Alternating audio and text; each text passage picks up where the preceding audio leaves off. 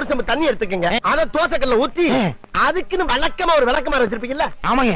வரட்டு வரட்டு வரட்டுன்னு ஒரு 4 இழுப்பு இழுத்து ஒரு கிண்ண நிறைய மாவு எடுத்து பெரிய ரவுண்டாவும் இல்லாம சின்ன ரவுண்டாவும் இல்லாம பொதுவா ஒரு ரவுண்ட ஊத்தி 4-5 வெங்காயத்தை போட்டு அள்ளி பொடி பொடி பொடியா நறுக்கி அப்படியே மேலாப்ல பரபர தூவி விட்டு சரிங்க. ஒரு நீளமான கேரட் எடுத்து அதையும் பொடி பொடியா நறுக்கி சரிங்க.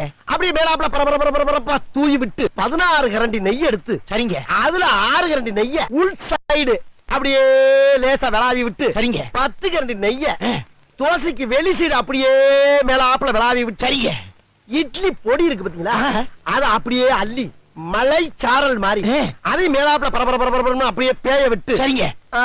பொத்துனாப்ல அப்படி ஒரு பரட்டு இப்படி ஒரு பரட்டு அப்படி பரட்டி விட்டு அப்படியே ரெட்டி கலர்ல முருக விட்டு அழகா மடிச்சு கம கம கமன்னு ஒரு ஊத்தப்பத்தை எடுத்துட்டு வாங்க சரிங்க.